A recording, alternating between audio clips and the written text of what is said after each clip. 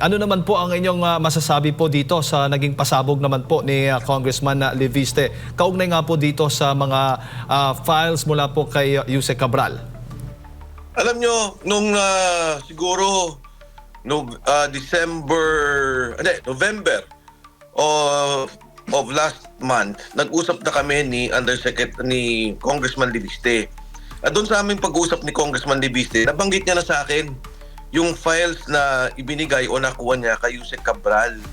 Kaya ako naniniwala na totoo yung hawak niya. May mabinanggit pa nga siya sa aking pangalan. Pero syempre, tinitingnan natin at tinirespeto natin yung pinaliwanag o pinakita ni Congressman Leviste. At sa palagay ko naman, sa kanya din, tinitingnan niya na talagang ipapakita to ng DPWH. Kasi yung files na yun, sinabi niya sa akin, may mga malinaw na kung sino ang nakatoka doon sa mga allocation. So hindi na ako magtataka na totoo ba yun o hindi. Totoo yun. Nung pa hindi pinag-uusapan niya, nakwento na yan ni Congressman Leviste. At ako'y naniniwala na may kopya naman ng DPWH. Kaya dyan sa labanan kung totoo ba yan o hindi, talagang totoo. At nakita niyo naman, ilalabas ni Congressman Leviste yung listahan. In fact, kahapon nga, merong isa tayong kaibigang congressman na tumawag at binanggit nga niya na talaga daw inilalabas ni Congressman Leviste lahat ng mga files, no? Sabi ko nga, at siguro makakausap ko naman si Congressman Leviste na siguro dahan-dahan niyang ilabas, no? Para makita talaga, iba niya na, ginawa niya naman niya yung buo, pero yung talagang pag-a-analyze kung sino napunta, magkano napunta, dahan-dahanin niya to para makita ng taong bayan.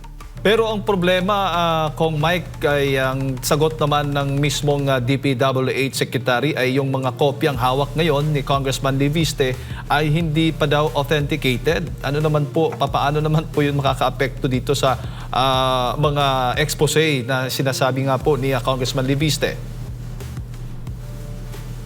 Alam mo yung authentication, pag kami nagsabi na hindi maganda tungkol sa kanila, katulad ng sinabi ni Gutesa, sinabi ni Saldico, ngayon sinasabi ni Leviste, ang sagot nila parati hindi authenticated. Ito naman kay Congressman Leviste, napakadaling tingnan yan. Titingnan lang nila sa files nila sa DPWH, makikita nila kung nandun yung proyekto. Pupunta sila sa region o kundi kaya sa district, makikita nila kung nabid at nandun talaga yung proyekto. So yung salita na hindi authenticated yung mga dokumentong yan, wala yan, mga salitang talagang ayaw paniwalaan yung katotohanan. Di ba yung sinabi ni Saldico, nagbigay ako ng 100 billion, buti inamin lang na may 100 billion.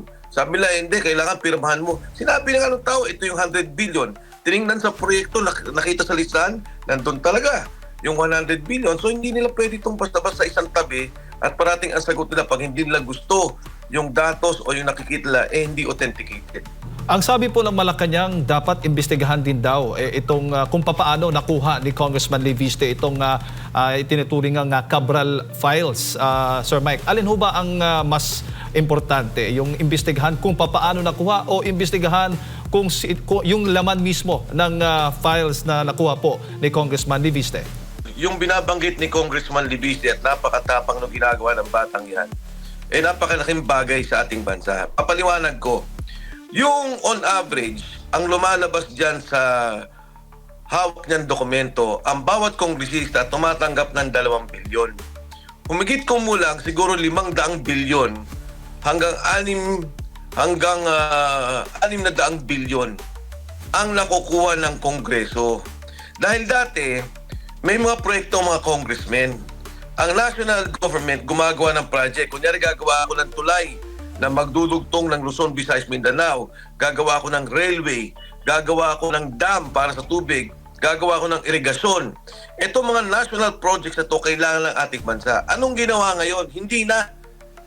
Tinilat-tilat nila ang proyekto na ang bawat distrito nagkaroon ng pondo.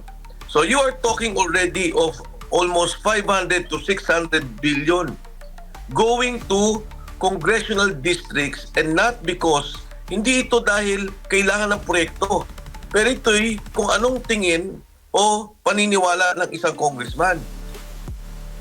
Para paliwanag ko pa ng husto.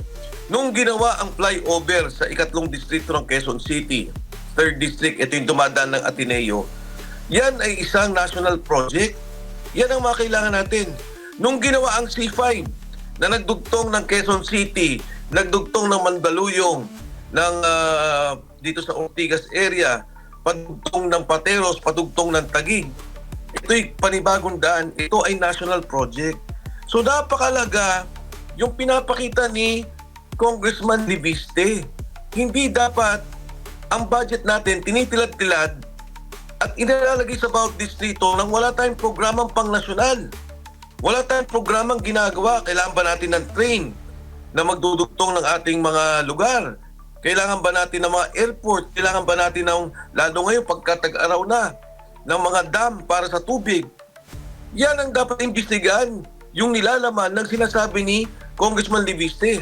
Can you imagine if you have 1 trillion budget and DPWH and more than half?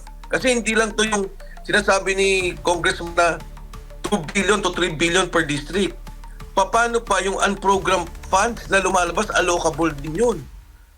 Ngayon sa budget ngayon sa 2026, ang sinasabi 300 billion na naman ang unprogrammed. So itong batang to dapat pasalamatan natin. Itong batang to dapat bigyan nila ng award dahil nakita niya kaagad na may ganitong ginagawa at kailangan nating hintuin. Kailangan nating baguhin.